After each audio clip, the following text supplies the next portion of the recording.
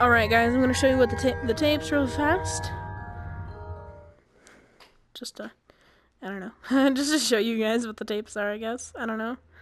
So, we'll start. Hold on. There we go. Okay, so we'll start at the beginning. Hello? Can you hear me? Don't exit this room, okay? This isn't a mistake. This room isn't a mistake. I had to hide these logs away from the core gameplay files, in a place that only a beta tester would look, and in a place where the files could be protected.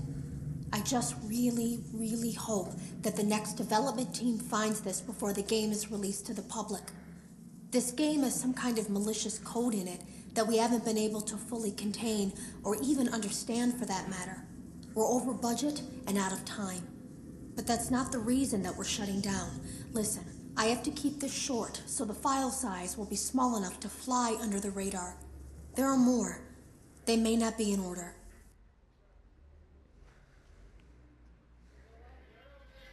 They aren't in order.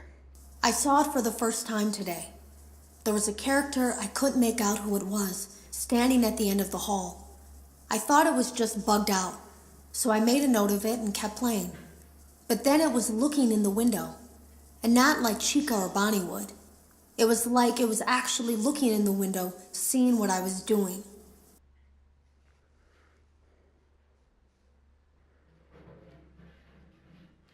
It's a little tricky to get the tape sometimes. I heard a pretty heated conversation this morning between Dale, our manager, and someone else on the line. It really feels like this project is in trouble, in no small part because of the lawsuit, I'm sure. There has to be a lawsuit, there's no way there isn't. It happened in this building just a few doors down from me. I think it's made worse by the fact that Jeremy tried to tell us something was wrong. But as a dev team, we all just saw it as a challenge to find what the problem was and fix it. Who could have known that? I have to go. Have you ever heard of a guillotine paper slicer? It sounds made up, but it's an actual piece of office equipment. I didn't even know we had one in the supply room. I guess they're more common at businesses that do a lot of graphic design work.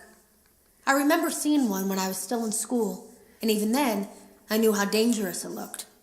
I was always afraid of losing a finger. That seems so silly now. Jeremy used to do design work. I guess that's how he knew it was there. The drawers have been emptied out. Someone was here. I don't think it was spring cleaning either.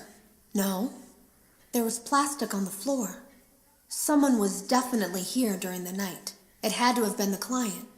I mean, they sent us that stuff in the first place with no explanation, told us to scan it, said it would expedite the process so we wouldn't need to program any pathfinding ourselves. It was a budget thing, I guess. It was just junk. Circuit boards and things like that. Looked pretty old. Somehow, though, there was usable code on some of it. It seemed to take hold by itself. Things started changing. But then, he started appearing. At least that's what Jeremy said. It does sound like a virus. Whatever this thing is a virus. I came in early that morning. No one else was there. At least that's what I thought. The supply room was lit. I didn't even notice Jeremy standing in the testing room as I walked past. The supply room was so bright, glowing from all the way down the hall. Jeremy complained of nightmares when he came in this morning. He wasn't talking about it like someone telling a friend about his dreams, though. He was pale. Looked like he hadn't eaten in days. He spent an hour talking in Dale's office, but it didn't look like he was given much sympathy. When he came out, he went directly back to the testing room. He doesn't even jump anymore. Nothing scares him. He just stands there like he's talking to someone. Sometimes he rocks from side to side. We were told to leave him alone. I knew I was in line to do the testing next. They'd been prepping me for it.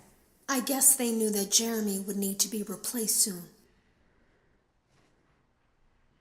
You can always tell when a company is getting ready to fire someone. They start giving out written warnings for silly things. making sure to build a paper trail and make a case for a firing. Things that normally no one would care about suddenly become grave offenses, all worthy of being written and documented. I guess it works two ways, because it also encourages a person to quit rather than be scrutinized so heavily. I think Jeremy was too far gone to consider that option, though. The thing about it is that I don't think they were going to fire him because of anything he was doing wrong. They just knew he'd seen something. They needed to discredit him. So these three I have not actually heard yet. There was something that looked like a Halloween mask laying on the floor. I didn't understand. Ink must have spilled. It was only then that I heard a shuffle from the testing room and realized Jeremy must be there. I went back and peered in the window. I couldn't see his face. He had the visor covering his head. He had ink spilled on himself as well. The front of his shirt looked black in the dark room. He turned his head in my direction, but I don't think he knew I was there. I lied, I've heard that one before. I was told I had 3 days to finish Jeremy's work, but I know it's just passing the time. They don't really expect me to do anything. It's just to keep up appearances until the buyout is complete. We have to look like we have things under control. There's another potential development studio that wants to pick up from here, but who knows what kind of lies they're being fed to convince them to do it. Against my better judgment, I'm going to do my best to see what's here, make notes of it, and try to isolate where this thing is hiding. At least then, the next person that tests this will have a chance of getting rid of it. Sounds like 1, and then 10 should go. Today was my last day of beta testing, and the anomaly that I've been seeing is nowhere to be found. But after inspecting some of the files, it seems that it's attached itself to these logs. My logs. That can't be an accident. So now I have to make a choice. Do I leave these logs here for you to find, or do I try to purge this thing myself by destroying the logs? I've chosen the latter. What? What? I need to listen to that one again. Today was my last day of beta testing, and the anomaly that I've been seeing is nowhere to be found.